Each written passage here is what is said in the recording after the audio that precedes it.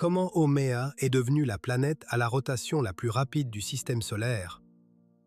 À 6 milliards de kilomètres du Soleil, dans l'immensité froide et sombre de la ceinture de Kuiper, se trouve un monde qui ne ressemble à aucun autre que nous connaissons. Il n'est pas rond, ce n'est pas une sphère, ce n'est même pas un sphéroïde oblong, la forme légèrement aplatie que la plupart des corps en rotation adoptent. Oméa est un ellipsoïde, une forme allongée, étirée, semblable à un œuf, à un ballon de rugby ou à une pierre tirée comme de la guimauve par des forces trop puissantes pour être résistées.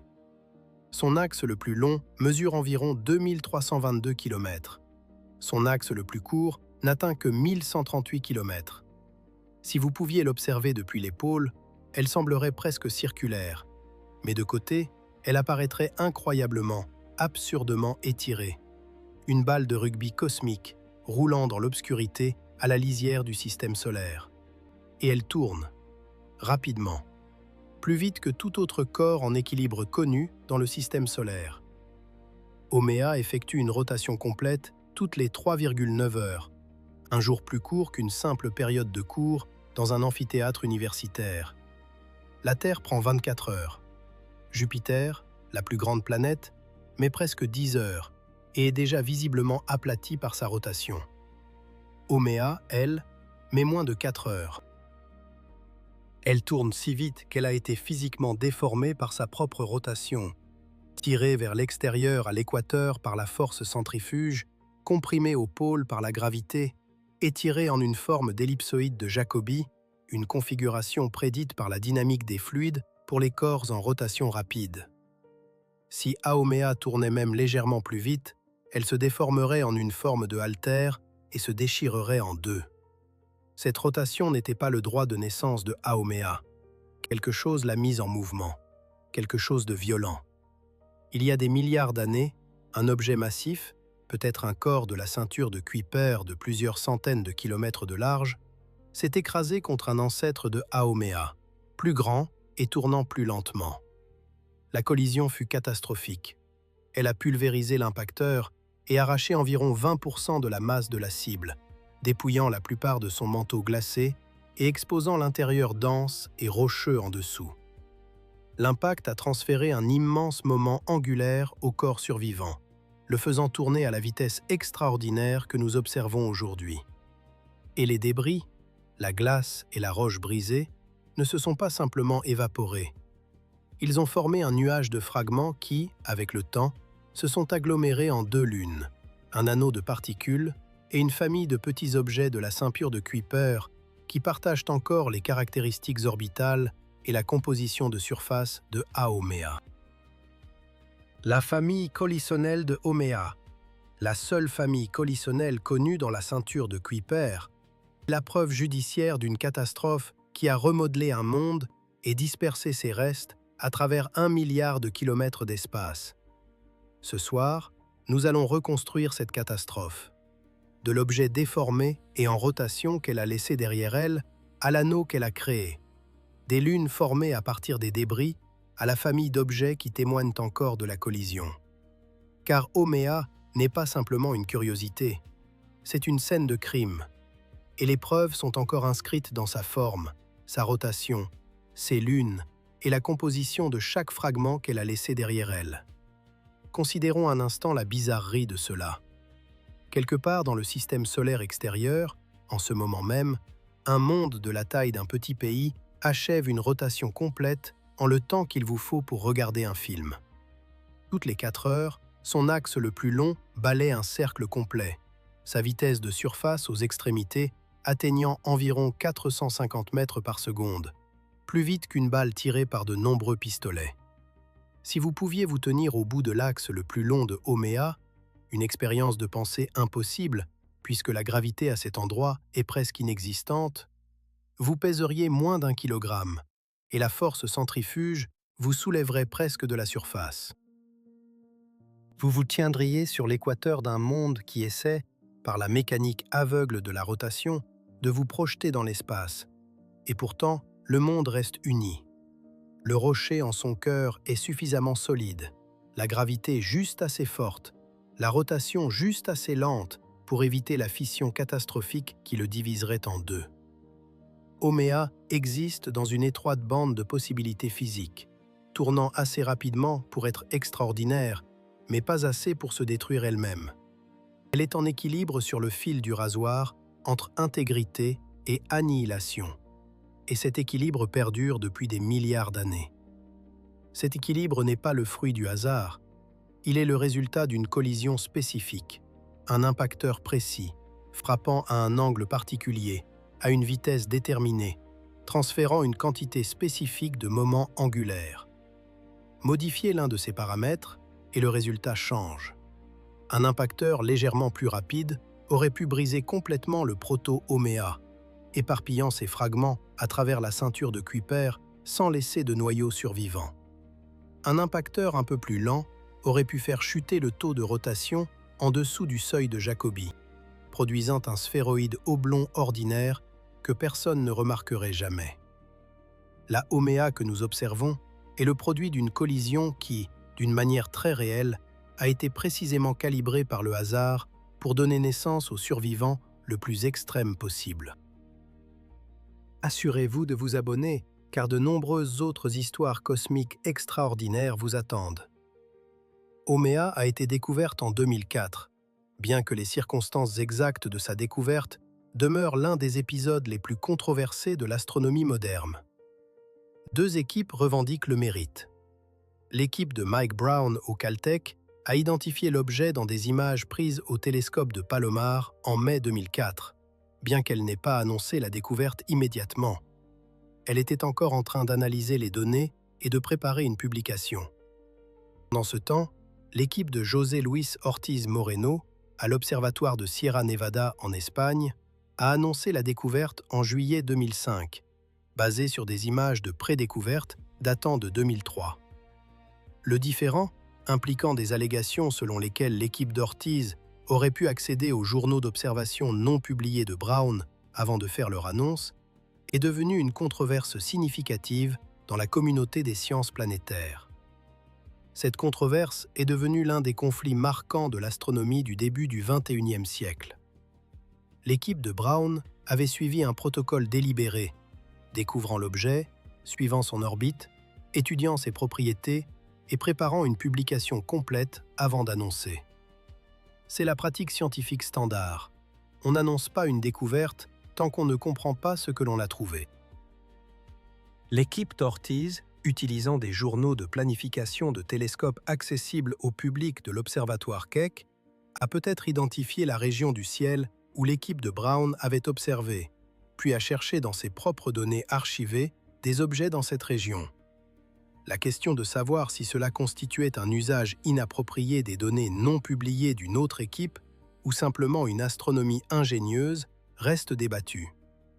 L'Union astronomique internationale a finalement attribué le crédit de la découverte à l'équipe d'Ortiz pour des raisons formelles, mais a adopté le nom Oméa, proposé par l'équipe de Brown.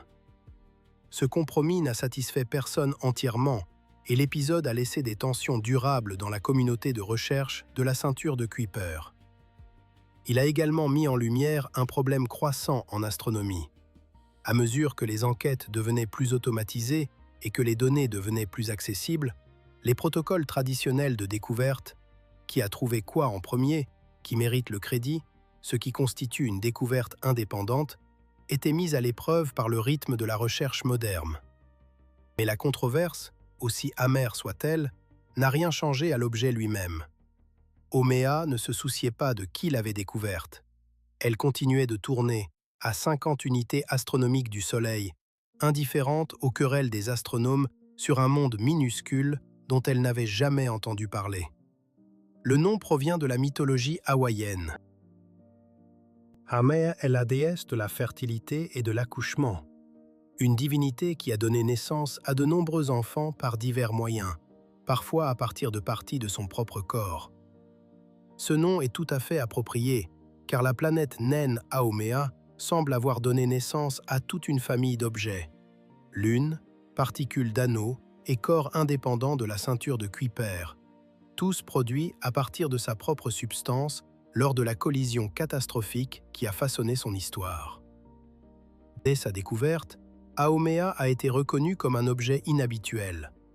Sa courbe de lumière, la variation de luminosité au fur et à mesure de sa rotation, montrait d'énormes fluctuations, bien plus importantes que ce que l'on pourrait attendre d'un corps sphérique. La seule explication était que Haumea était fortement allongé, présentant une section transversale plus large à l'observateur à certaines phases de rotation et une plus petite à d'autres. La période de fluctuation, 3,9 heures, était étonnamment rapide. Aucun corps connu de plus de 100 km de diamètre ne tournait plus vite. Haumea était, dès le départ, un objet extrême. Elle orbite autour du Soleil à une distance moyenne de 43,1 unités astronomiques, profondément ancrée dans la ceinture de Kuiper classique, bien au-delà de Neptune. Son orbite est modérément excentrique, l'emportant d'un périhélie de 35 unités astronomiques à un aphélie de 52 unités astronomiques. Sa période orbitale est de 284 années terrestres. Elle a atteint son aphélie pour la dernière fois en 1992 et ne parviendra pas à son périhélie avant 2133. À sa distance actuelle de plus de 50 unités astronomiques, elle est l'un des objets les plus éloignés à avoir été étudié en détail, et tout ce que nous savons à son sujet a été appris grâce à des télescopes terrestres, sans l'aide d'un survol de vaisseau spatial. Ce fait à lui seul est remarquable. Considérons la pauvreté des données disponibles. Nous avons des courbes de lumière, des mesures de luminosité prises sur de nombreuses périodes de rotation, montrant l'oscillation sinusoïdale alors que le corps allongé de Haumea présente alternativement son flanc large et son extrémité étroite à la Terre. Nous avons des spectres, des mesures des longueurs d'onde de la lumière du Soleil réfléchie, révélant la présence de glace d'eau cristalline et de composés organiques en traces. Nous avons une seule occultation stellaire, quelques secondes de données de janvier 2017, lorsque l'ombre de Haumea a balayé plusieurs observatoires en Europe, fournissant la seule mesure directe de sa taille, de sa forme et de l'existence de son anneau. Et nous avons la dynamique orbitale, les trajectoires de Iyaka et Namaka, à partir desquelles la masse de Haumea est dérivée en utilisant la troisième loi de Kepler. À partir de ces ingrédients rares, courbes de luminosité, spectres, quelques secondes d'occultation et les orbites de deux petites lunes, les scientifiques ont reconstruit la forme, la densité, la composition, la rotation, la structure interne, l'histoire des collisions, les propriétés de l'anneau et la dynamique familiale d'un monde situé à 50 unités astronomiques. C'est l'un des exploits d'inférence les plus impressionnants en sciences planétaires, un portrait complet peint à partir d'une poignée de photons. Mais l'inférence a ses limites. Chaque chiffre dans le dossier de Haumea porte une incertitude significative. Les dimensions de la forme, 2322 x 1704 x 1138 km, dépendent des modèles, reposant sur des hypothèses concernant l'albédo, l'assombrissement des bords et la relation entre l'amplitude de la courbe de lumière et le rapport axial. La densité, 1,88 g par cm3, dépend de la masse, bien déterminée à partir des orbites des lunes, divisée par le volume, mal déterminé à partir du modèle de forme. Les propriétés de l'anneau, rayon, largeur, opacité, sont dérivées d'un seul événement d'occultation et peuvent ne pas être représentatives de la structure complète de l'anneau. Chaque conclusion concernant Haumea est provisoire, en attente de meilleures données. C'est la réalité de la science du système solaire externe. Les objets sont réels, les phénomènes sont réels. Les mesures sont à la limite de ce que l'astronomie terrestre peut accomplir. Un survol de vaisseau spatial, même un bref, comme New Horizons à Pluton, fournirait plus de données en quelques heures que des décennies d'observations terrestres n'ont accumulé. L'écart entre ce que nous savons et ce que nous pourrions savoir est énorme. Quelle pourrait être une mission vers Haumea? Ce concept a été discuté dans des documents de recherche en sciences planétaires, bien qu'aucune mission formelle n'ait encore été proposée. Les défis sont considérables. La distance à Haumea, actuellement plus de 50 unités astronomiques, signifie qu'un vaisseau spatial utilisant une propulsion chimique conventionnelle et une assistance gravitationnelle de Jupiter mettrait entre 15 et 25 ans pour y parvenir. Des systèmes de propulsion avancés, électrique solaire, électrique nucléaire ou voile solaire, pourraient potentiellement réduire ce temps de trajet, mais ces technologies sont encore en phase de maturation. Une mission de survol, similaire à la rencontre de New Horizons avec Pluton, serait l'option la plus réalisable. Le vaisseau spatial s'approcherait de Haumea à grande vitesse, capturant des images, des spectres et d'autres mesures pendant une brève fenêtre de rencontre de quelques heures. Le retour scientifique serait transformateur. Les premières images résolues de la surface allongée de Haumea, les premières mesures détaillées de sa structure d'anneau, les premières observations rapprochées de Iyaka et Namaka, et les premières mesures de gravité suffisamment précises pour contraindre la structure interne. Une mission d'orbite serait bien plus ambitieuse, mais scientifiquement supérieure. En entrant en orbite autour de Haumea, un vaisseau spatial pourrait étudier l'ensemble de la surface sur plusieurs périodes de rotation, surveiller l'évolution temporelle de l'anneau, mesurer le champ gravitationnel sous plusieurs géométries et réaliser des observations à long terme de la dynamique orbitale des lunes. Cependant, entrer en orbite autour d'un corps aussi petit et à faible gravité, à une telle distance de la Terre, représente un défi d'ingénierie colossal.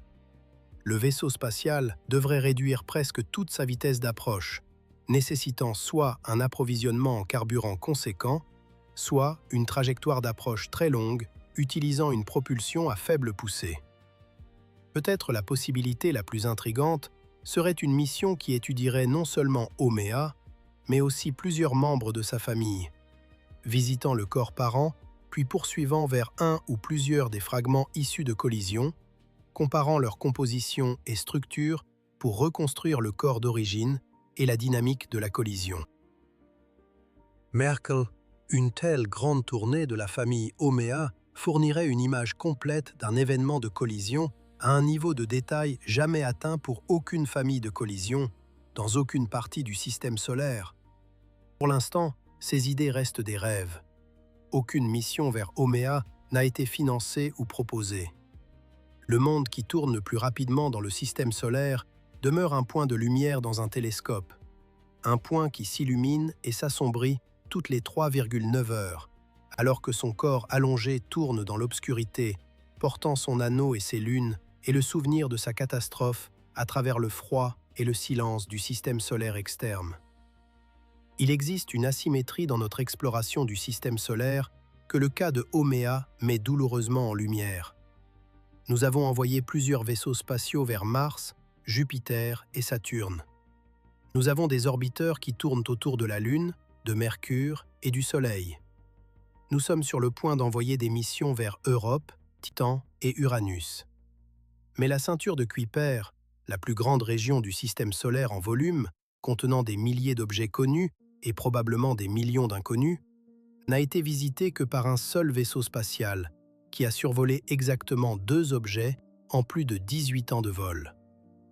La raison est simple, la distance. La ceinture de Kuiper est lointaine. Les objets qui s'y trouvent sont faibles. Les temps de trajet sont longs. Les communications sont lentes. L'énergie est rare. Les panneaux solaires deviennent inutiles au-delà d'environ 5 unités astronomiques.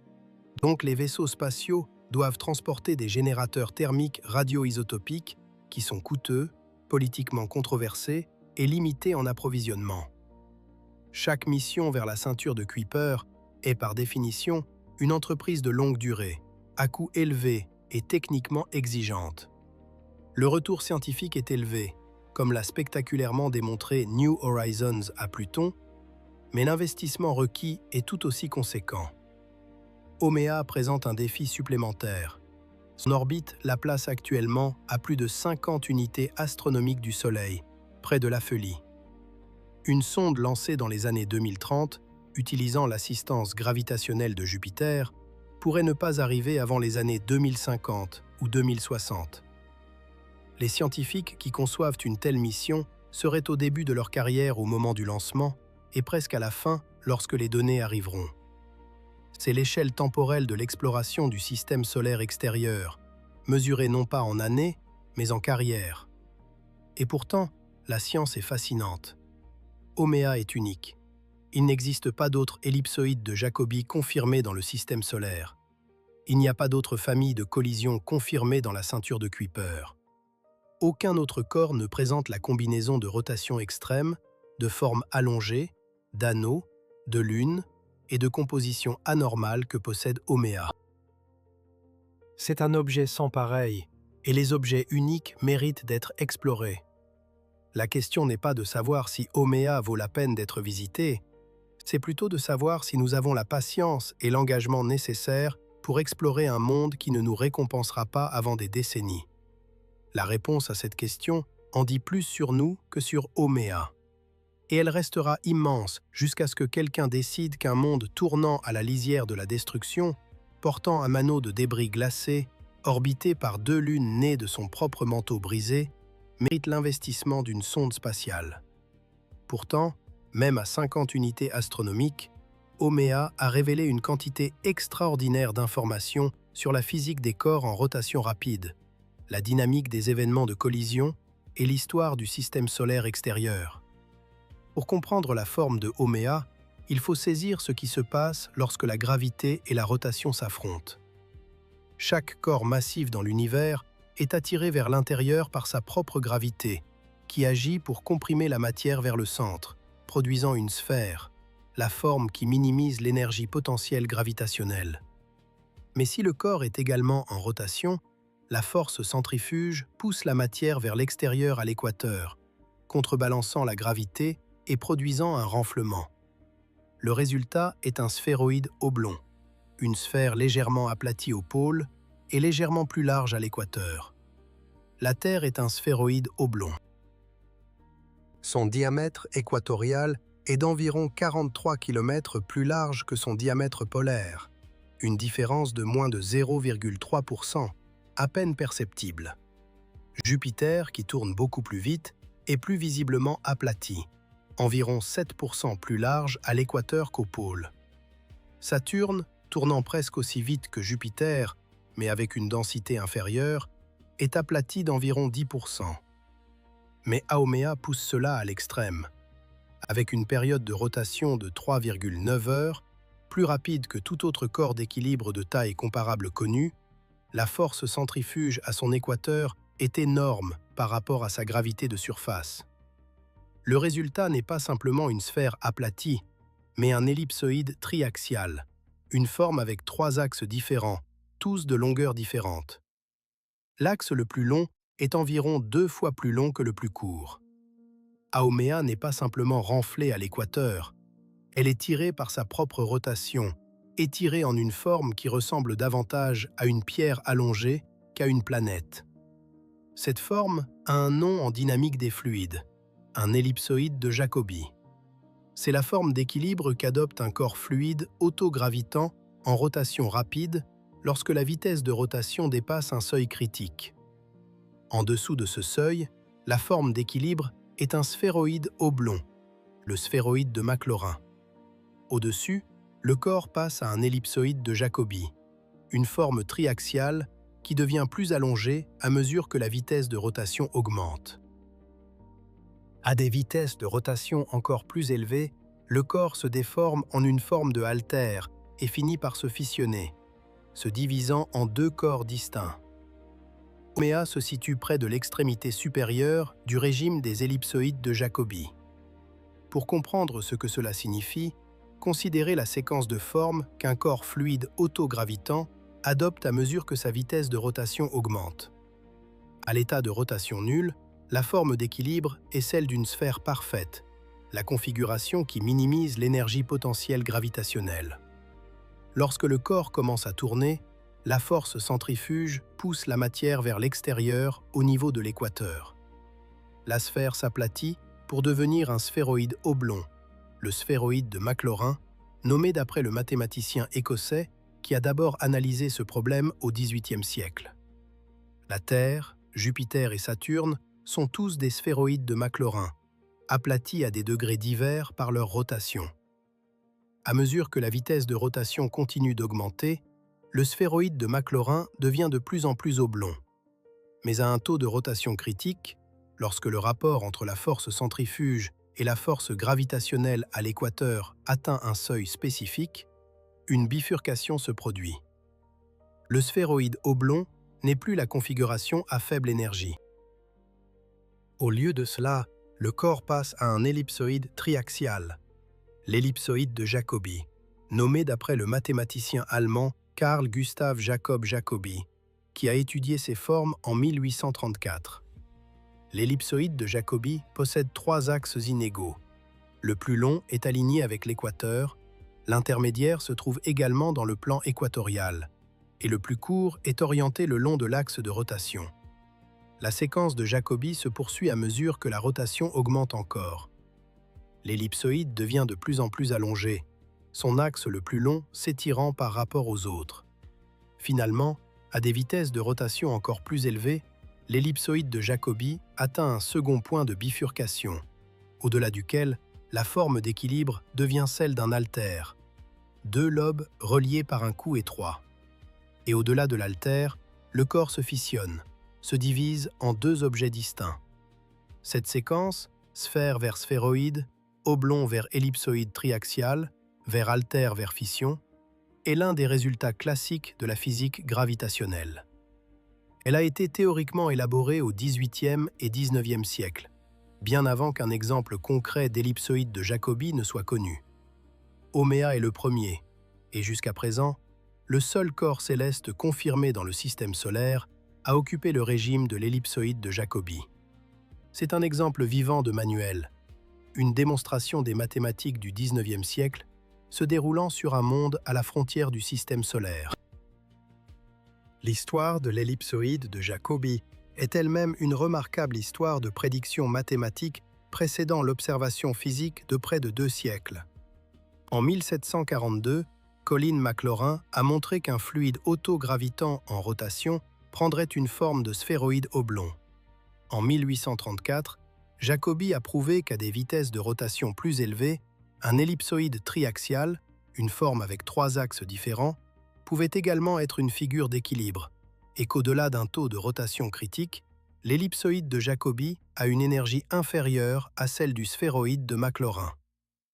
En 1885, Henri Poincaré a montré que la séquence de Jacobi devenait finalement instable, menant à des figures en forme de poire et en fin de compte à la fission. Et en 1969, Subrahmanyan Chandrasekhar a publié son chef-d'œuvre « Figure ellipsoïdale d'équilibre », fournissant le traitement mathématique définitif de l'ensemble de la séquence. Pendant plus d'1 siècle, ces résultats étaient purement mathématiques, de beaux théorèmes sur les fluides en rotation qui n'avaient aucune réalisation physique connue à l'échelle planétaire. La Terre, Jupiter et Saturne étaient tous des sphéroïdes de Maclaurin, en toute sécurité dans le régime de rotation lente. Aucun corps connu ne tournait assez vite pour atteindre la séquence de Jacobi. Oméa a changé cela. Lorsque sa période de rotation a été mesurée à 3,9 heures et que sa forme a été déduite comme étant triaxiale, les scientifiques planétaires ont réalisé qu'ils avaient sous les yeux le premier ellipsoïde de Jacobi confirmé dans la nature. Les mathématiques de Maclaurin, Jacobi, Poincaré et Chandrasekhar, élaborées avec plume et papier sur 2 siècles, avaient enfin trouvé leur contrepartie physique. Un monde à la frontière du système solaire, façonné par des forces que les mathématiciens du XIXe siècle comprenaient parfaitement, mais qu'ils n'avaient jamais espéré voir réalisées à cette échelle. Les mathématiques offrent une prédiction précise. La relation entre la vitesse de rotation de Oméa, sa forme et sa densité devrait suivre une courbe déterminée par la séquence de Jacobi. Les mesures de la période de rotation de Oméa, 3,9 heures, de sa forme estimée, 2322 x 1704 x 1138 km, et de sa densité, environ 1,88 g par centimètre cube, sont globalement conformes à cette prédiction, bien que les incertitudes dans la mesure de la forme, dérivées de la modélisation de la courbe de lumière et d'une seule occultation stellaire, soient significatives. Si ces mesures sont correctes, Ouméa tourne à environ 87% de sa limite de fission. C'est une marge extraordinaire, ou plutôt extrêmement étroite. Une augmentation de 15% de la vitesse de rotation suffirait à détruire ce monde. La collision qui a mis Ouméa en rotation s'est produite à cette limite, frôlant la destruction totale. Sa rotation est suffisamment rapide pour engendrer une extrême élasticité, mais pas assez pour provoquer la fission. C'est, d'une manière très réelle, un monde au bord de la destruction, tournant aussi vite qu'il le peut sans se déchirer. Le simple fait qu'il existe dans cette configuration nous révèle quelque chose d'important sur sa composition. Il doit être suffisamment dense et rigide pour résister aux forces centrifuges qui tentent de le déchirer. Un corps entièrement constitué de glace à la vitesse de rotation de Ouméa subirait probablement une fission. La survie de Ouméa implique un noyau rocheux substantiel, un intérieur dense et solide qui fournit l'intégrité structurelle nécessaire pour supporter cette rotation. Cela est confirmé par la densité de Ouméa. Avec environ 1,87 à 1,89 grammes par centimètre cube, Ouméa est nettement plus dense que les objets typiques de la ceinture de Kuiper, qui ont tendance à avoir des densités d'environ 1,0 à 1,2 grammes par centimètre cube, reflétant un mélange à peu près égal de glace et de roche. La densité de Ouméa est plus proche de celle des roches silicatées, suggérant que le corps est principalement rocheux, avec seulement une fine couche de glace d'eau à la surface. Cette haute densité est cohérente avec l'hypothèse de la collision. L'impact a enlevé la majeure partie du manteau glacé de Ouméa, laissant derrière lui le noyau rocheux dense, recouvert d'un mince reste de glace. La structure interne de Ouméa est l'un des sujets les plus débattus dans la science de la ceinture de Kuiper. Le modèle le plus simple, un corps homogène de densité uniforme, ne peut pas reproduire à la fois la masse observée et la forme observée à la vitesse de rotation mesurée. Un corps homogène de la densité de Ouméa ne se déformerait pas en la forme ellipsoïdale observée à une période de rotation de 3,9 heures. Il serait moins allongé. L'allongement observé nécessite soit une densité plus élevée, plus de roches, moins de glace, soit une structure différenciée, un noyau dense entouré d'un manteau moins dense. Le modèle privilégié est celui d'une Ouméa différenciée avec un noyau rocheux d'une densité d'environ 2,5 à 3,0 grammes par centimètre cube, entouré d'une fine couche de glace d'eau d'une densité d'environ 0,93 grammes par centimètre cube. Le noyau constitue environ 80 à 90% de la masse totale. La couche de glace a peut-être une épaisseur de 50 à 100 km, fine par rapport aux dimensions globales du corps, mais suffisamment épaisse pour produire la signature spectrale de la glace d'eau cristalline qui domine le spectre de réflectance de Ouméa. Cette structure, un noyau rocheux massif avec une fine pellicule glacée, est différente de tout autre objet connu de la ceinture de Kuiper. La plupart des KBO ont des densités de 1,0 à 1,5 grammes par centimètre cube, indiquant des proportions à peu près égales de roches et de glace. La densité et la composition anormale de Ouméa sont le résultat direct de la collision. L'impact a enlevé de manière préférentielle le matériau plus léger et glacé, laissant le noyau rocheux dense largement intact. Ouméa est, en effet, l'intérieur exposé d'un corps autrefois plus grand. Un monde avec sa peau arrachée, ses os visibles à travers une mince bande de glace. Une étude de 2020, menée par Noviello et ses collègues, a proposé un modèle plus nuancé, suggérant que le proto-Ouméa n'était que partiellement différencié au moment de la collision. Son intérieur se composait d'un noyau rocheux, d'un manteau glacé et d'une croûte indifférenciée faite d'un mélange de roches et de glace. L'impact a éjecté la croûte et une partie du manteau, et la rotation subséquente a entraîné une perte de masse supplémentaire aux extrémités du corps allongé, alors que la matière était projetée par la force centrifuge. Plus tard, le noyau rocheux a pu subir une hydratation, absorbant l'eau de la glace restante, ce qui aurait augmenté son moment d'inertie et ralentit sa rotation jusqu'à son rythme actuel. Ce modèle explique non seulement les propriétés actuelles de Haumea, mais aussi la séquence d'événements qui y ont conduit. Un processus en plusieurs étapes d'impact, de rotation, de perte de masse et de réorganisation interne s'étendant sur des millions d'années. La glace qui reste est inhabituelle. Des observations spectroscopiques révèlent que la surface de Haumea est recouverte de glace d'eau cristalline, une forme de glace avec une structure moléculaire régulière, contrairement à la glace amorphe, qui a une structure désordonnée. La glace cristalline est remarquable, car elle devrait progressivement se convertir en glace amorphe aux basses températures trouvées dans la ceinture de Kuiper, en dessous d'environ 50 Kelvin, par irradiation par les rayons cosmiques et la lumière ultraviolette du Soleil. La persistance de la glace cristalline à la surface de Haumea implique soit que la glace est continuellement renouvelée, peut-être par une activité cryovolcanique ou par le jardinage de micrométéorites, soit qu'une source de chaleur interne maintienne la structure cristalline en réchauffant périodiquement la surface au-dessus de la température de transition amorphe cristalline.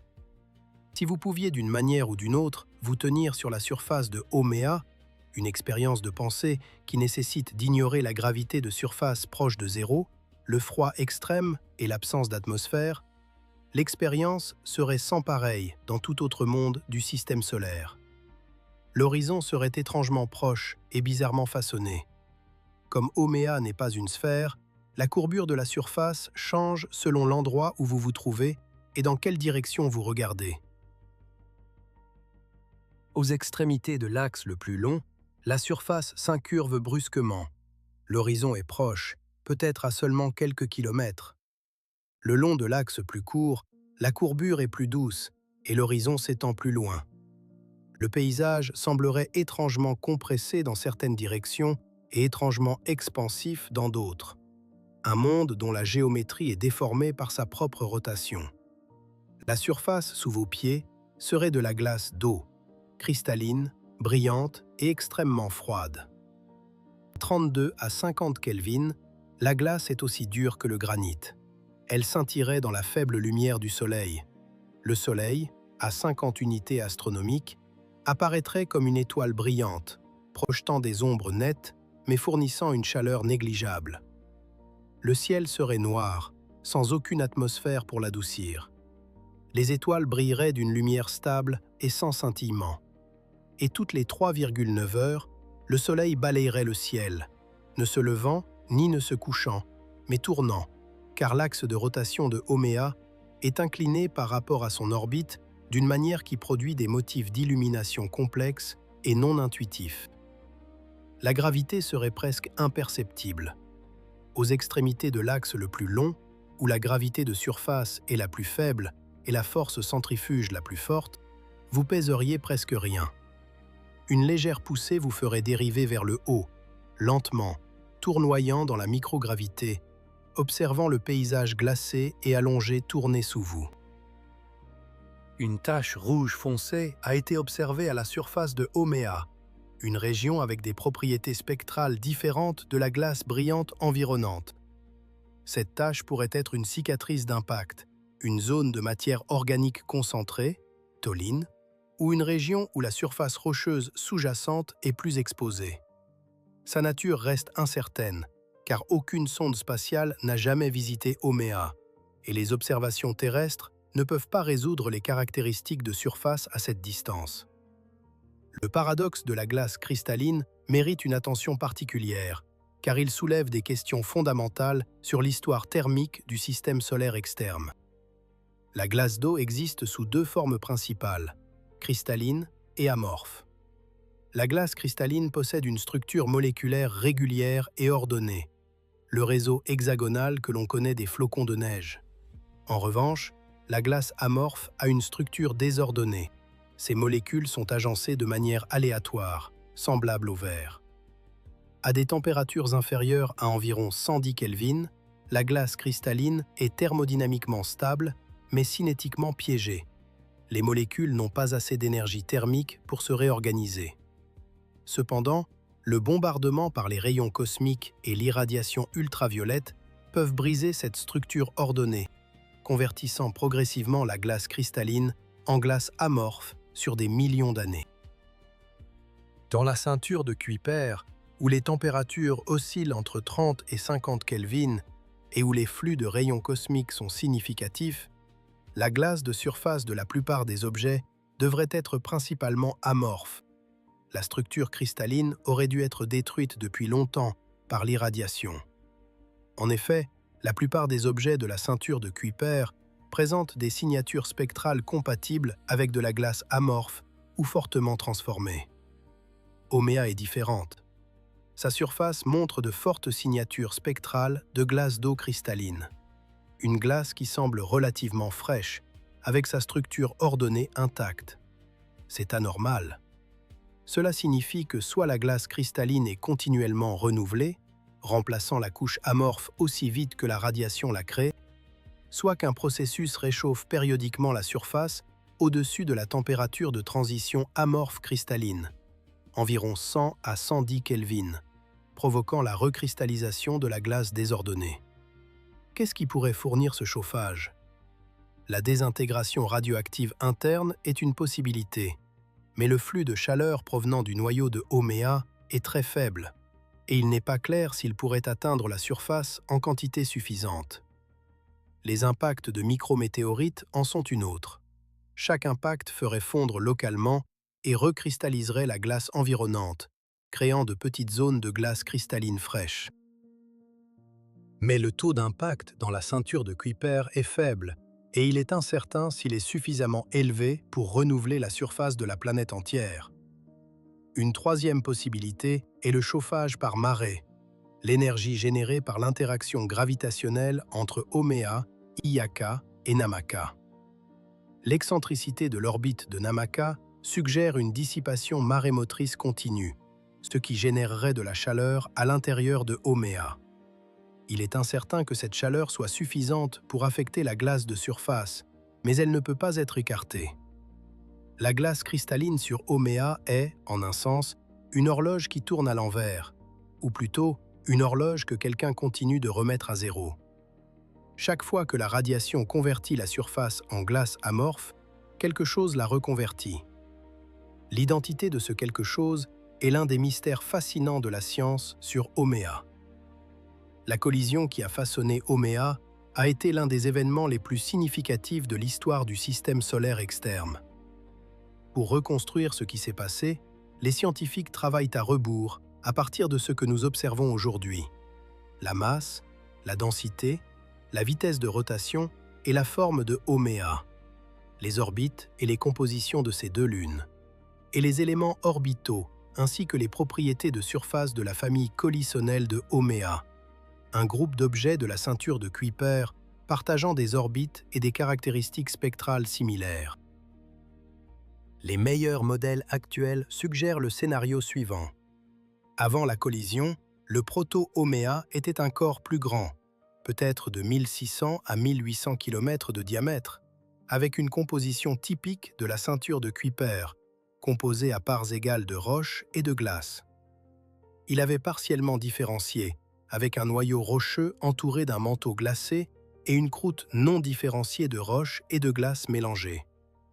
L'impacteur, un corps d'environ 500 km de diamètre, soit environ un tiers de la taille du proto-Haumea, a frappé à une vitesse de plusieurs kilomètres par seconde.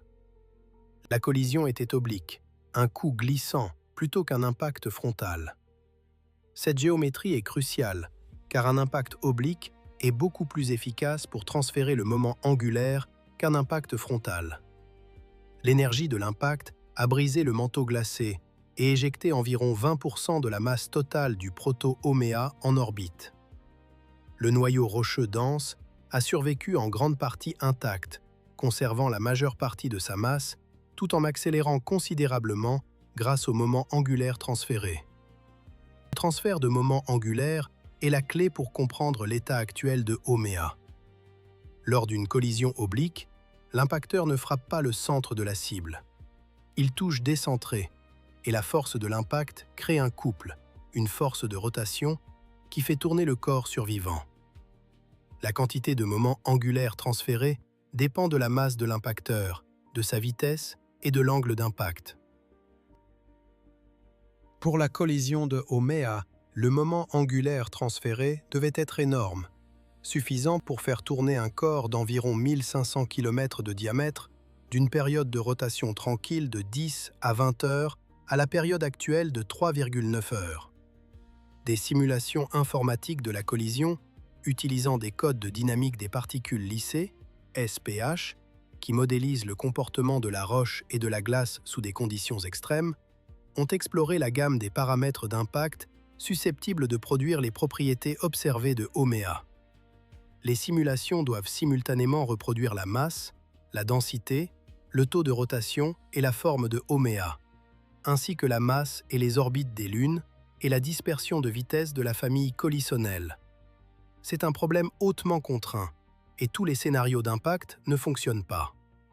Deux grandes classes de modèles ont été explorées.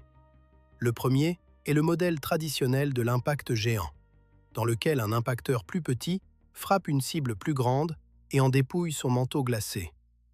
Le modèle produit un vestige rocheux à rotation rapide, entouré d'un disque de débris, conforme aux propriétés observées de Haumea. Mais il peine à expliquer comment les débris atteignent la dispersion de vitesse observée dans la famille collisionnelle. Les membres de la famille sont plus largement dispersés qu'un modèle simple d'éjection ne le prédirait. Le second est le modèle de frôlement et de fusion, proposé par Leinhardt et ses collègues en 2010. Dans ce scénario, deux corps de taille à peu près égale entrent en collision à un angle faible. L'impact initial perturbe partiellement les deux corps, qui se séparent brièvement avant que leur gravité mutuelle ne les ramène ensemble. La fusion secondaire, la recollision, produit un chauffage supplémentaire, un transfert de moment angulaire et une éjection de débris. Le modèle de frôlement et de fusion peut produire des taux de rotation plus élevés et des dispersions de débris plus larges que le simple modèle d'impact géant, correspondant potentiellement mieux aux propriétés observées du système Haumea. Les deux modèles ont des forces et des faiblesses, et la véritable collision a peut-être impliqué des éléments des deux. Ce qui est certain, c'est que l'impact était suffisamment énergique pour remodeler fondamentalement un monde, dépouillant son manteau, l'accélérant et éparpillant ses fragments sur des millions de kilomètres d'espace orbital. Le matériau éjecté, un nuage de fragments de glace, allant de blocs de la taille d'1 mètre à des objets de plusieurs centaines de kilomètres de diamètre, a d'abord formé un disque de débris autour du noyau survivant. Au fil du temps, les plus gros fragments se sont coalescés en lune. Les fragments plus petits se sont étendus le long de l'orbite de Haumea, peuplant la région de la ceinture de Kuiper avec des objets partageant les caractéristiques orbitales et la composition de surface glacée de Haumea. Ces objets constituent la famille collisionnelle de Haumea, la seule famille collisionnelle connue dans toute la ceinture de Kuiper. La famille de Haumea comprend au moins 10 membres confirmés, compris les lunes Iyaka et Namaka, ainsi que plusieurs objets indépendants de la ceinture de Kuiper.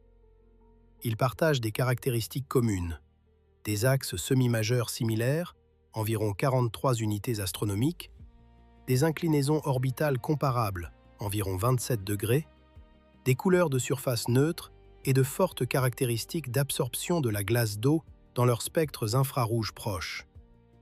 Ces propriétés partagées sont les empreintes de leur origine commune.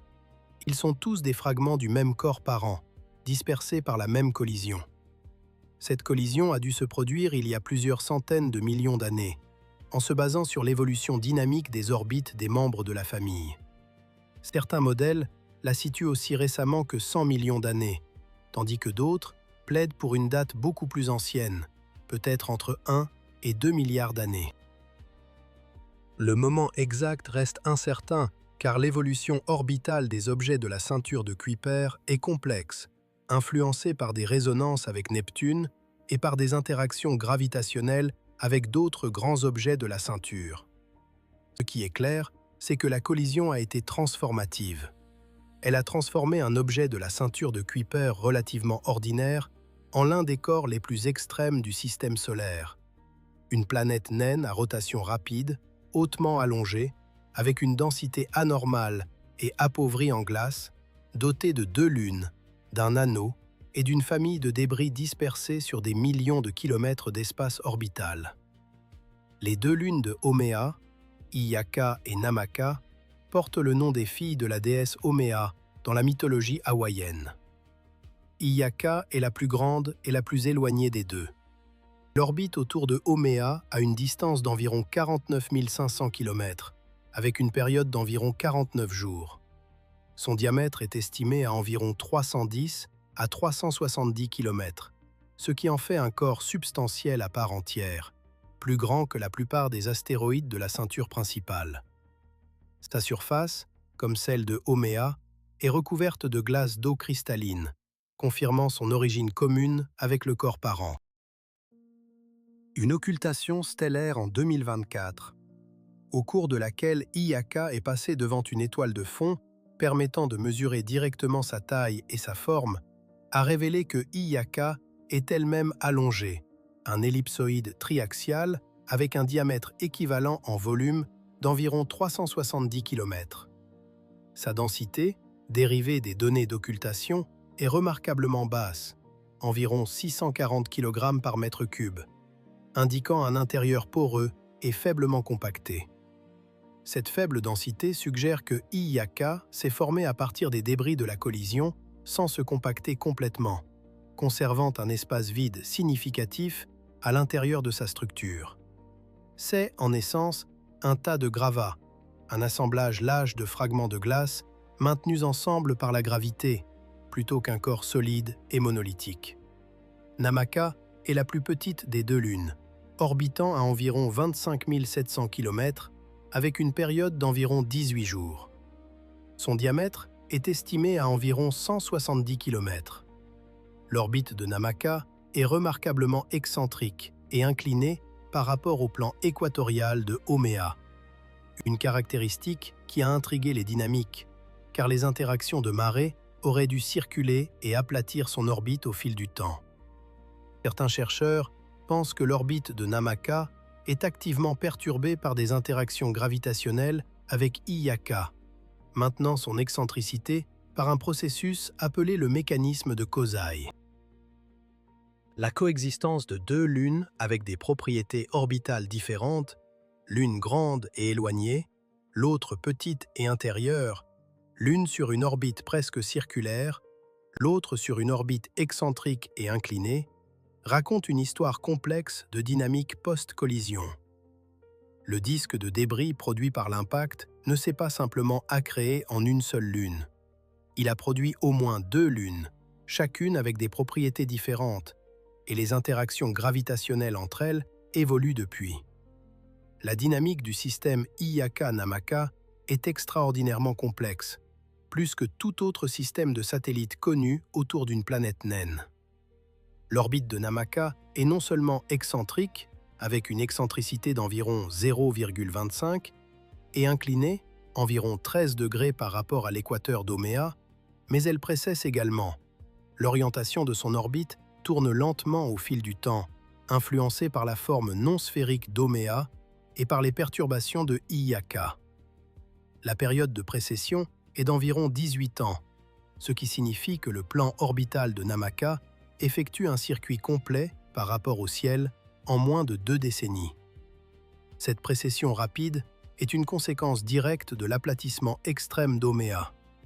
Son champ gravitationnel non sphérique exerce des couples sur l'orbite de Namaka qui seraient négligeables pour une planète sphérique.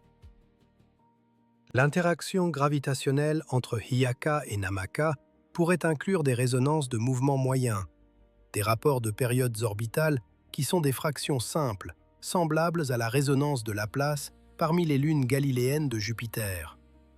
Certaines analyses ont suggéré que les 2 lunes pourraient être proches ou dans une résonance 3 pour 1, mais les données ne sont pas encore suffisantes pour le confirmer. Si une résonance existe, elle aiderait à expliquer l'excentricité persistante de Namaka. La résonance injecterait de l'énergie dans l'orbite de Namaka, empêchant celle-ci de se circulariser par dissipation marée. La dissipation marée dans le système Haumea est elle-même un sujet fascinant. Lorsque l'orbite excentrique de Namaka la rapproche d'Oméa, les forces de marée étirent légèrement la Lune, générant de la chaleur par friction à l'intérieur. Lorsque Namaka s'éloigne, l'étirement marée se relâche. Ce cycle de déformation et de relaxation, répété tous les 18 jours, convertit l'énergie orbitale en chaleur, circulant lentement l'orbite et réchauffant l'intérieur. Le même processus se produit à l'envers. La rotation rapide d'Oméa et sa forme non sphérique soulèvent des marées sur les lunes, et la dissipation de ces marées transfère progressivement le moment angulaire de la rotation d'Oméa vers les orbites des lunes, les faisant spiraler lentement vers l'extérieur. Le taux de dissipation marée dépend des propriétés internes des deux corps, leur rigidité ou leur déformabilité, ainsi que leur efficacité à convertir l'énergie mécanique en chaleur. Pour des corps glacés comme Namaka et Iyaka, le taux de dissipation est incertain, car nous ne connaissons pas la composition détaillée et la porosité de leurs intérieurs. Si Iyaka est effectivement un amas de débris poreux, comme le suggèrent les données d'occultation de 2024, elle pourrait dissiper l'énergie marée de manière très efficace.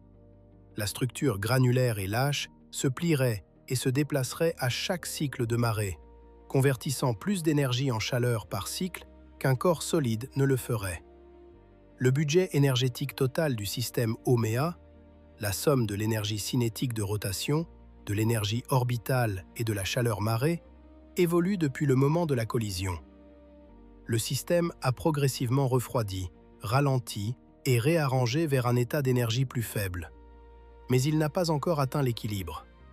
L'orbite excentrique et inclinée de Namaka est la preuve que le système est encore en évolution, qu'il continue de traiter les conséquences de la collision qu'il a créée des milliards d'années après l'événement. En termes astronomiques, le système Oméa est une plaie qui n'est pas encore complètement guérie. La dynamique à trois corps du système Oméa-Iyaka-Namaka constitue un laboratoire naturel pour étudier la mécanique orbitale en présence d'un corps central fortement non sphérique. La forme ellipsoïdale d'Oméa produit un champ gravitationnel avec des moments quadripolaires et d'ordre supérieur significatif, rendant la dynamique orbitale qualitativement différente de celle qui opère autour d'une planète presque sphérique. Le système est, d'une certaine manière, une version plus extrême des dynamiques qui se produisent dans le système d'anneaux de Saturne, où le champ gravitationnel non sphérique de la planète génère des ondes de densité, la formation de gaps et des résonances orbitales dans les particules des anneaux. Les deux lunes sont considérées comme des fragments de l'enveloppe glacée originale de Oméa, la matière qui a été arrachée lors de la collision. Leur composition glacée, dépourvue de volatiles, soutient cette interprétation. Elles sont constituées de la même glace d'eau qui recouvrait autrefois Oméa avant que l'impact n'expose son intérieur rocheux. En octobre 2017, une équipe internationale d'astronomes a annoncé l'une des découvertes les plus surprenantes dans le domaine de la science de la ceinture de Kuiper. Oméa possède un anneau. Cette découverte a été réalisée lors d'une occultation stellaire le 21 janvier 2017, lorsque Oméa est passé devant une étoile de fond, observée depuis plusieurs observatoires à travers l'Europe. En chronométrant avec soin les variations de luminosité de l'étoile, l'équipe, dirigée par José Luis Ortiz de l'Instituto de Astrofísica de Andalucía, a pu mesurer la taille et la forme de l'ombre de Haumea. Mais ils ont trouvé quelque chose d'inattendu. Des baisses de luminosité supplémentaires et brèves avant et après l'occultation principale, symétriquement placées de part et d'autre. Ces baisses secondaires ne pouvaient être expliquées que par un anneau de matière orbitant autour de Haumea.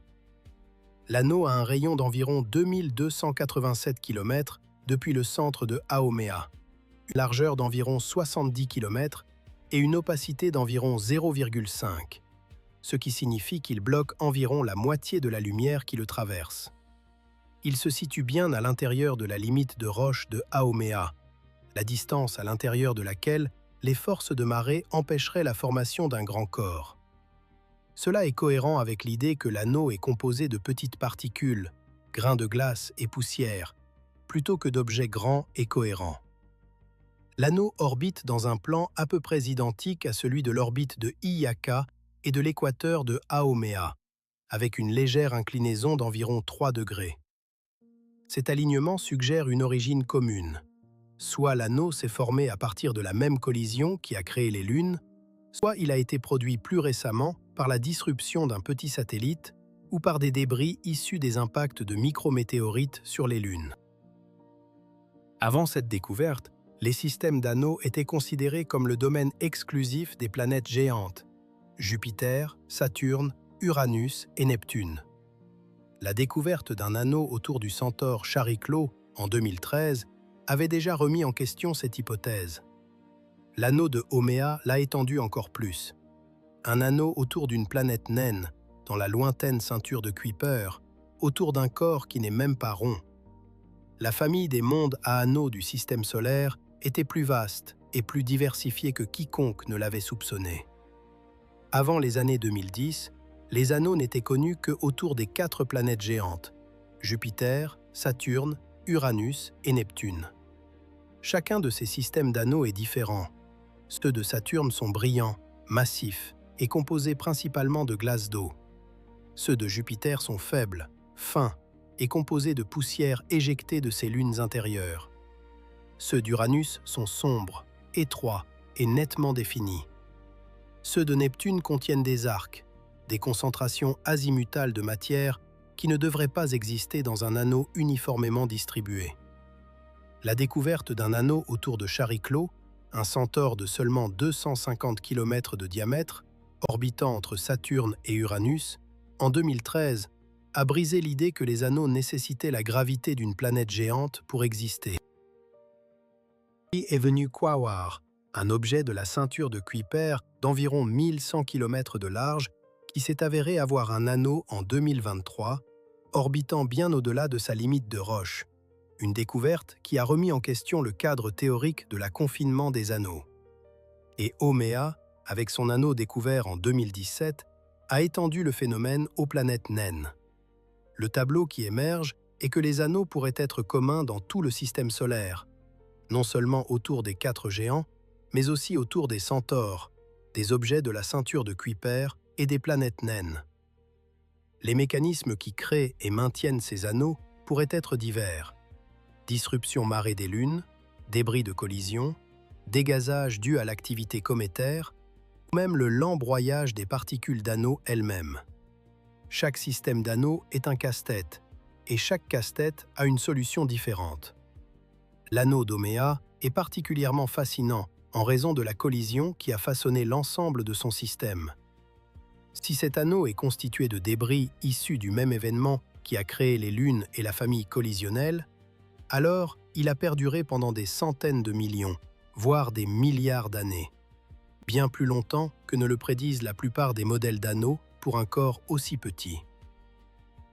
Cela nécessiterait un mécanisme de confinement, peut-être une résonance avec l'une des lunes ou l'influence gravitationnelle de la forme non sphérique d'Haumea qui produit un champ gravitationnel complexe et variable dans le temps, capable de piéger des particules en orbite stable. Alternativement, l'anneau pourrait être plus jeune, renouvelé par des impacts de micrométéorites sur les lunes ou par la disruption d'un petit satellite qui se serait aventuré à l'intérieur de la limite de Roche d'Haumea. La vérité reste inconnue, car nous ne disposons que des données d'occultation, quelques brefs passages de la luminosité d'une étoile, à partir desquels nous pouvons déduire les propriétés de l'anneau. Un survol de sondes spatiales, ou même des observations d'occultation plus détaillées, pourraient révéler la distribution de taille des particules de l'anneau, sa structure radiale et son profil de profondeur optique, fournissant les données nécessaires pour distinguer entre ces modèles. L'occultation stellaire de 2017 mérite une attention particulière en tant qu'événement scientifique, car elle illustre combien il est possible d'apprendre à partir de quelques secondes de données et combien de planification et de coordination sont nécessaires pour obtenir ces précieuses secondes. Une occultation stellaire se produit lorsqu'un corps du système solaire passe directement devant une étoile lointaine, vue de la Terre. La lumière de l'étoile s'atténue à mesure que le corps la bloque, et le moment et la profondeur de cette atténuation révèlent la taille et la forme du corps occultant. Si le corps possède une atmosphère, la lumière de l'étoile s'estompe progressivement plutôt que brusquement, révélant le profil de densité de l'atmosphère. Si le corps a un anneau, la lumière de l'étoile diminue brièvement avant et après l'occultation principale. Pour l'occultation d'Oméa, les astronomes ont prédit l'événement des mois à l'avance, calculant exactement quand et où l'ombre d'Oméa tomberait sur la surface de la Terre. 12 observatoires à travers l'Europe, des îles Canaries à l'Allemagne, ont été coordonnés pour observer l'événement simultanément. Chaque observatoire a enregistré la luminosité de l'étoile cible avec une haute résolution temporelle, notant les moments précis où l'étoile s'est assombrie et éclaircie. L'occultation principale a duré moins de 90 secondes dans la plupart des observatoires. Les diminutions de luminosité liées à l'anneau ont duré quelques secondes chacune, de brefs événements d'atténuation peu profonds de part et d'autre de l'ombre principale. À partir de ces mesures éphémères, l'équipe a extrait la taille et la forme d'Oméa, affinant les estimations basées sur la courbe de lumière, confirmé sa forme triaxiale et découvert l'anneau, une structure totalement inattendue. L'occultation a également permis de mesurer l'albédo d'Oméa, la fraction de lumière solaire qu'elle reflète, en comparant sa luminosité connue avec sa taille physique nouvellement mesurée. L'albédo s'est avéré élevé, environ 0,51, cohérent avec une surface de glace d'eau cristalline brillante et réfléchissante. Cet albédo élevé, combiné à la distance d'Oméa, explique pourquoi cette planète naine est le troisième objet le plus brillant de la ceinture de Kuiper. Elle n'est pas grande, mais elle est éclatante. Le succès de l'occultation de 2017 démontre la valeur scientifique d'une observation patiente et coordonnée. Aucune sonde spatiale n'était nécessaire. Pas de mission à 1 milliard de dollars. Juste des prévisions précises, une coordination minutieuse entre les observatoires et quelques secondes de photométrie rapide. Le résultat, la découverte d'un anneau autour d'une planète naine, a été l'une des découvertes les plus surprenantes de la science du système solaire externe cette année-là. L'anneau est presque certainement temporaire. Les perturbations gravitationnelles des lunes de Oméa, la pression de radiation du lointain Soleil et les collisions entre les particules de l'anneau disperseront progressivement la matière. Cet anneau pourrait survivre pendant des millions d'années, peut-être même des dizaines de millions, mais à l'échelle du système solaire, il est éphémère. Comme les anneaux de Saturne, c'est un phénomène du moment, un ornement transitoire sur un monde façonné par la violence. On ne sait pas si l'anneau est un vestige de la collision initiale ou une addition plus récente. Les deux scénarios sont plausibles.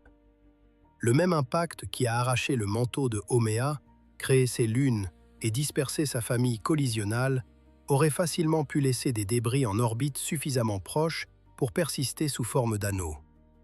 Alternativement, un événement plus récent, une collision secondaire ou la disruption maréale d'un petit fragment, aurait pu reconstituer la matière de l'anneau au cours des dernières centaines de millions d'années. Les familles collisionnelles sont courantes dans la ceinture d'astéroïdes.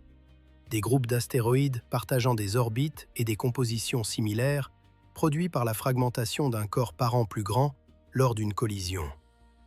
Plus d'une douzaine de grandes familles ont été identifiées dans la ceinture principale, et leur étude a fourni des informations précieuses sur la structure interne des astéroïdes, la fréquence et l'énergie des collisions, ainsi que l'évolution dynamique de la ceinture d'astéroïdes. Mais dans la ceinture de Kuiper, seule une famille collisionnelle a été identifiée, celle de Oméa.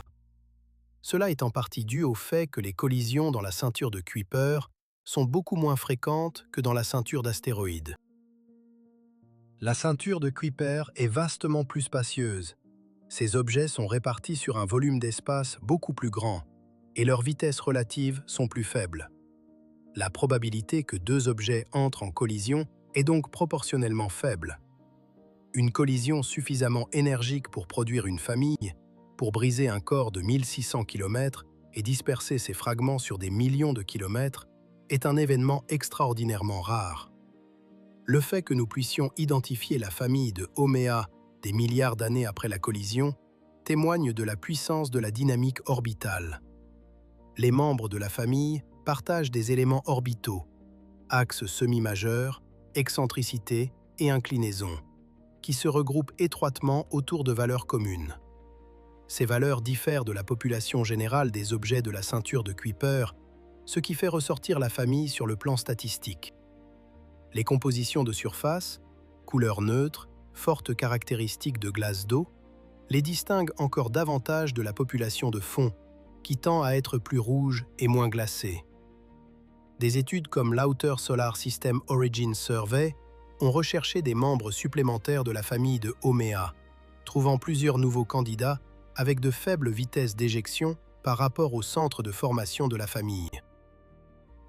Le plus grand membre confirmé, 2013, UQ15, présente une faible vitesse d'éjection et des couleurs de surface neutres compatibles avec la famille. Cependant, la distribution de taille complète de la famille de Haumea reste mal contrainte, limitée par l'extrême faiblesse des petits objets à 40 à 50 unités astronomiques. La famille de Haumea est un laboratoire naturel pour étudier la physique des collisions à grande échelle dans le système solaire externe. Elle fournit des contraintes sur la taille, la vitesse et l'angle de l'impact initial. Elle révèle comment les débris se dispersent et s'accumulent dans l'environnement à faible densité de la ceinture de Kuiper. Et elle fournit une population d'objets avec des compositions connues, de la glace d'eau provenant du manteau arraché de Haumea, qui peuvent être comparés à la population générale de la ceinture de Kuiper pour tester des modèles d'altération de surface et d'évolution spectrale dans le système solaire externe. La famille est également un rappel que la ceinture de Kuiper n'est pas un cimetière statique et gelé. C'est un environnement dynamique où les collisions, les perturbations gravitationnelles et l'évolution orbitale continuent de remodeler la population. La collision de Haumea a été l'un des événements les plus énergétiques de l'histoire récente de la ceinture de Kuiper, et comprendre sa fréquence est essentiel pour appréhender l'évolution de la ceinture de Kuiper. Dans la ceinture d'astéroïdes, les collisions sont relativement fréquentes. Cette région est dynamique et chaude. Les vitesses orbitales y sont élevées, la densité d'objets est relativement importante, et les temps de collision pour les corps de plus de quelques kilomètres se mesurent en centaines de millions d'années. Les familles de collisions y sont courantes, car les conditions propices à leur formation se reproduisent continuellement depuis l'aube du système solaire.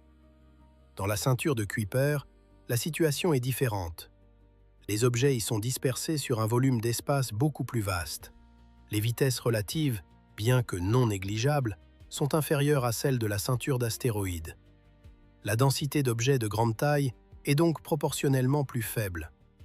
Les temps de collision pour des corps de la taille de Haumea se mesurent en milliards d'années, comparables à l'âge même du système solaire. Une collision suffisamment énergique pour produire la famille Haumea n'est pas un événement qui se produit tous les quelques centaines de millions d'années.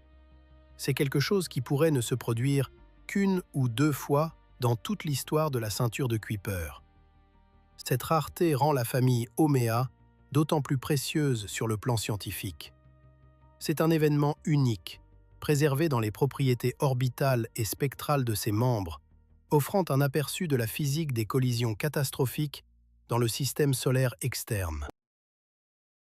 L'énergie de la collision, la masse de l'impacteur, l'angle d'impact, la vitesse d'éjection, tous ces paramètres peuvent être contraints en étudiant les membres de la famille, car leurs orbites et compositions actuelles sont les produits finaux de la dynamique de collision. L'étude de la famille Haumea est également liée à une question plus large. Quelle quantité de masse la ceinture de Kuiper a-t-elle perdue à cause de l'érosion collisionnelle? Si des collisions comme celle de Haumea sont rares, alors la masse actuelle de la ceinture de Kuiper pourrait être proche de sa masse d'origine, moins ce qui a été éjecté par la migration de Neptune. Mais si des collisions plus petites, moins détectables, ont été plus fréquentes, réduisant lentement la population d'objets petits en poussière, alors la ceinture de Kuiper pourrait avoir perdu une fraction significative de sa masse par érosion collisionnelle. La distribution de taille de la famille Haumea, une fois pleinement caractérisée, aidera à contraindre l'énergie de la collision d'origine et, par extension, la fréquence d'événements similaires dans toute la ceinture. La comparaison avec les familles de la ceinture d'astéroïdes est instructive. Les familles Hirayama, d'abord identifiées par l'astronome japonais Kiyotsugu Hirayama en 1918, sont des groupes d'astéroïdes partageant des éléments orbitaux similaires, indiquant une origine commune dans la fragmentation d'un corps plus grand. Plus de 30 familles majeures ont été identifiées dans la ceinture d'astéroïdes, ainsi que des centaines de plus petites. Elles incluent la famille Eos, la famille Coronis, la famille Thémis et la famille Flora, chacune nommée d'après son membre le plus grand, chacune produite par une collision qui a brisé un corps parent et dispersé ses fragments. L'étude des familles d'astéroïdes a fourni certaines des informations les plus importantes en sciences planétaires. Les distributions de taille des membres de la famille contraignent la force et la structure interne du corps parent. Les dispersions de vitesse contraignent l'énergie de la collision. Les variations spectrales parmi les membres de la famille révèlent comment l'intérieur du corps parent était stratifié. Noyaux de fer, manteaux rocheux, croûte glacée, car les fragments provenant de différentes couches ont des compositions différentes. Les âges des familles, estimés à partir de la dispersion progressive de leurs orbites sous l'effet Yarkovsky, une force induite par le rayonnement qui modifie lentement l'orbite d'un astéroïde, varient de dizaines de millions à des milliards d'années. La famille de Haumea offre un ensemble parallèle de contraintes pour la ceinture de Kuiper, mais dans un environnement dynamique très différent. La ceinture de Kuiper est plus froide, moins dense et moins active sur le plan des collisions que la ceinture d'astéroïdes. Les vitesses relatives y sont plus faibles. Le matériau est glacé plutôt que rocheux, et ce sont les perturbations gravitationnelles de Neptune, plutôt que celles de Jupiter, qui façonnent l'évolution orbitale à long terme. Comparer la famille de Haumea avec les familles de la ceinture d'astéroïdes permet aux scientifiques de tester si la même physique des collisions opère dans les deux environnements, si les distributions de taille, les dispersions de vitesse et les variations spectrales suivent les mêmes lois d'échelle, ou si les conditions différentes de la ceinture de Kuiper produisent des résultats fondamentalement différents. Les premiers résultats suggèrent à la fois des similitudes et des différences. La dispersion de vitesse de la famille de Haumea est cohérente avec les lois d'échelle de la ceinture d'astéroïdes, mais l'homogénéité spectrale, tous les membres affichent des surfaces riches en eau glacée et de couleur neutre, est plus uniforme que celle de la plupart des familles d'astéroïdes, qui montrent généralement une plus grande diversité compositionnelle. Cette uniformité pourrait refléter la composition plus simple du proto-Haumea, un noyau rocheux avec un manteau de glace relativement uniforme, par rapport au corps rocheux plus stratifié en composition du système solaire interne. Une explosion de violence dans une région de l'espace généralement décrite comme calme et froide. Le fait que cela se soit produit nous apprend quelque chose d'important. Même dans les régions les plus éloignées du système solaire, la catastrophe est possible. Et la catastrophe engendre la complexité. La collision de Haumea n'est pas simplement un événement dans l'histoire de notre système solaire. C'est un analogue pour des processus qui se produisent autour d'autres étoiles, dans les disques de débris que les astronomes observent autour de systèmes stellaires jeunes et d'âge moyen. Les disques de débris, des anneaux de poussière et de petits corps en orbite autour des étoiles, sont courants. Ils sont les vestiges de la formation des planètes, composés des planétésimaux restants qui n'ont pas été incorporés dans des planètes. De nombreux disques de débris présentent des caractéristiques spectrales compatibles avec la glace d'eau, les silicates et les matériaux organiques, les mêmes constituants que l'on trouve dans notre propre ceinture de Kuiper. Et beaucoup montrent des preuves de traitement collisionnal, des taux de production de poussière qui impliquent des collisions continues entre des corps plus grands au sein du disque. Lorsque les astronomes détectent un pic dans la luminosité infrarouge d'un disque de débris, une augmentation soudaine de la quantité de poussière chaude, ils l'interprètent comme une preuve d'une collision majeure. Un grand corps a été brisé, produisant un nuage de particules fines qui augmente brièvement l'opacité du disque. Ces événements sont rares mais détectables, et ils offrent un aperçu des dynamiques collisionnelles d'autres systèmes planétaires. La collision de Haumea est exactement le genre d'événement qui pourrait produire un tel pic.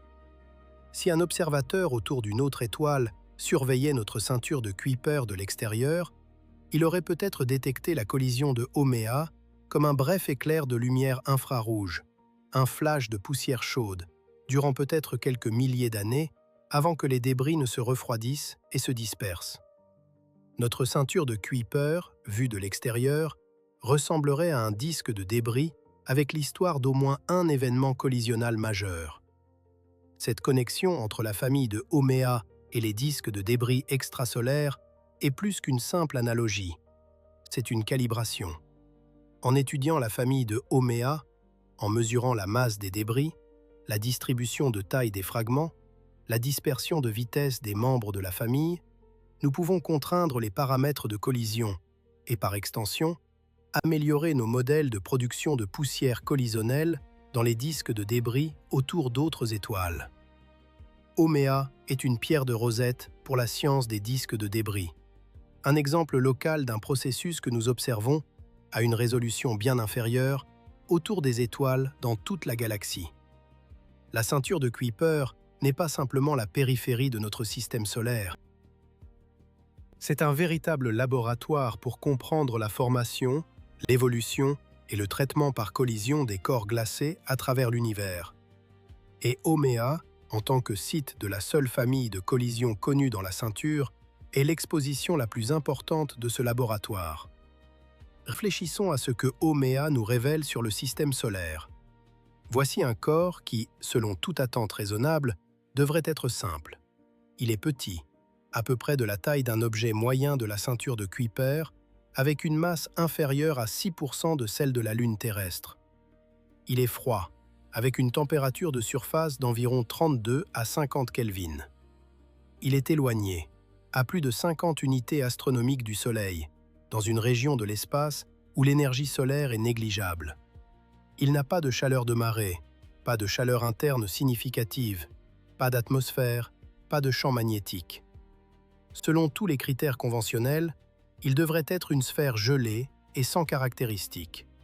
Pourtant, c'est l'un des objets les plus dynamiquement complexes du système solaire. Il a la rotation la plus rapide de tous les corps en équilibre connus. Il a la forme la plus extrême de tous les planètes naines connues. Il possède 2 lunes aux propriétés orbitales distinctes. Il a un anneau, le premier découvert autour d'un objet transneptunien. Et il est le centre de la seule famille de collisions connue dans la ceinture de Kuiper. Chacune de ces caractéristiques remonte à un seul événement, la collision. Un impact, il y a des milliards d'années, a transformé un corps glacé relativement ordinaire en quelque chose d'extraordinaire. Il a déterminé la rotation, il a créé la forme, il a dépouillé le manteau, il a dispersé la famille, il a produit les lunes, et il a peut-être engendré l'anneau. La leçon est la même que celle que nous enseigne Pluton, mais sous un angle différent. Pluton a montré que des mondes petits et éloignés peuvent être géologiquement complexes. Haumea montre que des mondes petits et éloignés peuvent être dynamiquement complexes, qu'un seul événement catastrophique peut produire un système de lunes, d'anneaux et de débris qui persistent pendant des milliards d'années, portant les preuves de la violence originelle dans les éléments orbitaux et les compositions de surface de chaque fragment. La ceinture de Kuiper, avec ses milliers d'objets connus et potentiellement des millions d'inconnus, pourrait contenir d'autres familles de collisions que nous n'avons pas encore identifiées. La famille de Haumea était détectable parce qu'elle est grande, que sa composition de surface est distinctive et que ses éléments orbitaux sont étroitement regroupés. Des familles plus petites ou moins distinctives pourraient se cacher dans les données, attendant des enquêtes plus sensibles ou de meilleures techniques statistiques pour les révéler. Et il y a une autre leçon, plus fondamentale. Le système solaire n'est pas statique. Ce n'est pas un musée d'objets figés dans les configurations qu'ils ont adoptées à leur naissance. C'est un système dynamique, continuellement remodelé par des collisions, des perturbations gravitationnelles, des interactions de marée et des processus de radiation. Ouméa est un monument à ce dynamisme, un monde qui a été refait par une collision, sa forme, sa rotation, sa composition, ses lunes, son anneau et sa famille sculptés par un seul événement violent. L'univers ne construit pas la complexité en douceur, il la construit à travers la catastrophe, à travers des impacts qui brisent des mondes et dispersent des débris, à travers des explosions qui ensemencent le milieu interstellaire d'éléments lourds, à travers des rencontres gravitationnelles qui projettent des planètes sur de nouvelles orbites. La violence est le mécanisme. Et le résultat, lorsque les débris se déposent et que la poussière se dissipe, est un système solaire plus riche, plus étrange et plus complexe qu'il ne l'était auparavant. Ouméa a été brisée et refaite. Et dans cette recréation, elle est devenue quelque chose d'extraordinaire. Aucun vaisseau spatial n'a jamais visité Ouméa. Aucune image rapprochée n'existe. Tout ce que nous savons de ce monde, sa forme, sa rotation, sa composition, ses lunes, son anneau, sa famille, a été déduit d'observations réalisées à plus de 50 unités astronomiques en utilisant des télescopes terrestres et la lumière d'une planète naine si faible qu'elle nécessite de grands instruments pour être détectée. Le fait que nous ayons appris tant de choses à partir de si peu témoigne de l'ingéniosité de la science planétaire, de la puissance des courbes de lumière, de la spectroscopie, des occultations stellaires et de la dynamique orbitale pour révéler les propriétés d'objets trop éloignés pour être imagés. Mais cela nous rappelle aussi combien il reste d'inconnus. Nous ne connaissons pas la forme détaillée de la surface d'Ouméa. Nous ne savons pas si elle possède des caractéristiques géologiques, cratères, fractures, régions de composition différentes. Nous ne connaissons pas la structure de son intérieur, si le noyau est différencié, s'il y a des couches dans le manteau de glace résiduelle, si la frontière entre la roche et la glace est nette ou progressive. Nous ne savons pas les propriétés détaillées de l'anneau, sa distribution de taille de particules, sa structure radiale, son évolution temporelle. Et nous ne connaissons pas les structures internes de Iyaka et Namaka, si elles sont solides ou des amas de débris, si elles ont une complexité géologique propre. Une mission spatiale vers Ouméa répondrait à ces questions. La technologie existe. New Horizons a prouvé qu'un survol d'un objet de la ceinture de Kuiper est réalisable, et les leçons tirées de cette mission pourraient être appliquées à une rencontre avec Ouméa. Mais les distances sont vastes, les temps de trajet sont longs, et aucune mission n'a été proposée ou financée. Ouméa restera, pour un avenir prévisible, un monde connu uniquement par inférence, une forme déduite des fluctuations de luminosité, une composition inférée à partir des lignes spectrales, un anneau détecté grâce à l'assombrissement fugace d'une étoile de fond. C'est l'un des objets les plus remarquables du système solaire et l'un des moins explorés. Le monde qui tourne le plus vite, la planète naine la plus allongée, le centre de la seule famille de collisions connue dans la ceinture de Kuiper, un monde portant un anneau de glace, orbité par deux lunes nées de son propre manteau brisé, tournant dans l'obscurité à la limite du système solaire, à une vitesse qui déchirerait un corps moins résistant. Il y a une leçon profonde dans l'histoire d'Ouméa, et elle est la suivante. L'univers n'a pas besoin de taille pour créer l'émerveillement. Ouméa est petite. Sa masse est inférieure à 6% de celle de la Lune. Sa surface est plus petite que celle de la Russie. Elle orbite dans une région de l'espace si éloignée que la lumière du Soleil qui l'atteint est un millième de celle reçue par la Terre. Par tous les critères d'importance qu'une vision du monde centrée sur les planètes pourrait appliquer, Ouméa est insignifiante. Et pourtant, elle a une forme qui démontre la dynamique des fluides du XIXe siècle. Elle a une rotation qui défie les limites structurelles des corps autogravitants. Elle a une histoire de collision qui a produit deux lunes, un anneau et toute une famille de compagnons orbitaux. Elle a une chimie de surface qui défie les effets prévus du bombardement par les rayons cosmiques. Et elle a une histoire, un récit de catastrophes et de survie, de destruction et de recréation, d'un monde qui a été brisé et refait en quelque chose de plus complexe et d'extraordinaire que ce qui existait auparavant. Le système solaire regorge de telles histoires. Chaque corps, du plus grand géant gazeux au plus petit objet de la ceinture de Kuiper, porte une histoire écrite dans sa composition, son orbite, sa forme et sa surface. La plupart de ces histoires sont illisibles, car la plupart de ces corps n'ont pas été visités ni étudiés. L'histoire d'Oméa a été partiellement déchiffrée, grâce au travail patient des astronomes utilisant des télescopes au sol, des occultations stellaires et les mathématiques de la dynamique orbitale. Mais elle est loin d'être complète. Les chapitres les plus importants, la structure détaillée de sa surface, la composition de son intérieur, les propriétés de son anneau, l'histoire géologique de ses lunes, restent à écrire, attendant le vaisseau spatial qui un jour pourrait entreprendre le voyage. Jusqu'à ce jour, Oméa demeure ce qu'elle a été pendant des milliards d'années. Un monde allongé, en rotation, recouvert de glace, situé à la lisière du système solaire connu, portant les traces d'une catastrophe survenue avant les dinosaures, avant l'océan Atlantique, avant que les continents de la Terre n'assument leurs formes actuelles. Un monde qui a été brisé, et dans cette rupture, est devenu l'objet le plus dynamiquement extrême du système solaire. L'histoire de Oméa soulève des implications qui vont bien au-delà de la ceinture de Kuiper. Elle interroge une question fondamentale en sciences planétaires. À quelle fréquence les collisions catastrophiques se produisent-elles dans les dernières étapes de l'évolution planétaire? Dans le système solaire interne, on pense que les impacts géants sont responsables de certaines des caractéristiques les plus importantes des planètes terrestres. La Lune a été créée par un impact colossal entre la prototerre et un corps de la taille de Mars. Le noyau en fer surdimensionné de Mercure pourrait être le résultat d'une collision ayant arraché son manteau. La dichotomie crustale de Mars pourrait être la cicatrice du plus grand impact du système solaire interne. L'inclinaison axiale extrême d'Uranus, 98 degrés, presque couché sur le côté, s'explique le mieux par un ou plusieurs impacts géants survenus durant sa formation.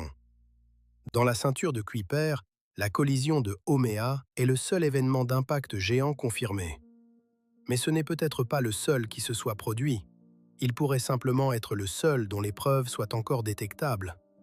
Des collisions plus petites, ou celles dont les débris ont été dispersés par les perturbations gravitationnelles de Neptune, n'ont peut-être laissé aucune famille identifiable. La famille de Oméa survit en tant que groupe reconnaissable parce que ses membres ont des orbites similaires et étroitement regroupées.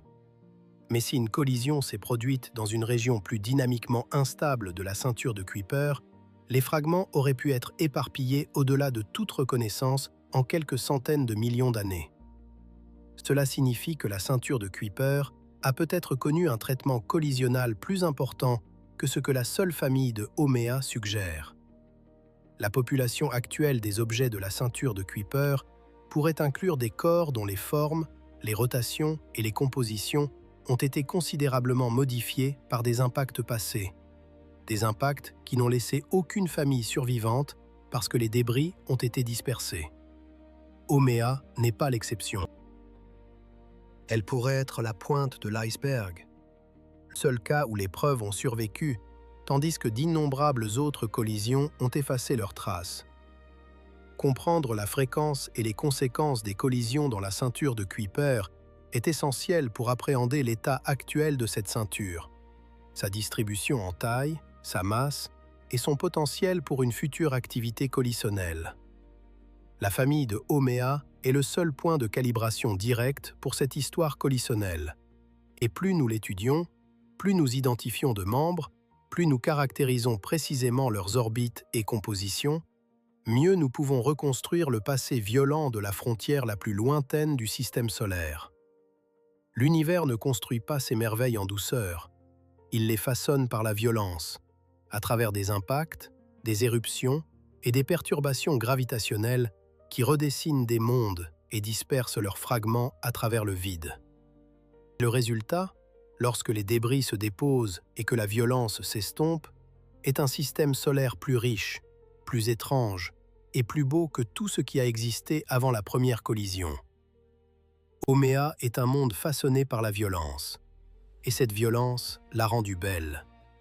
À quelques 50 unités astronomiques du Soleil, dans le froid et l'obscurité de la ceinture de Kuiper, un corps, semblable à une pierre, tourne sur lui-même, effectuant une révolution complète toutes les 3,9 heures.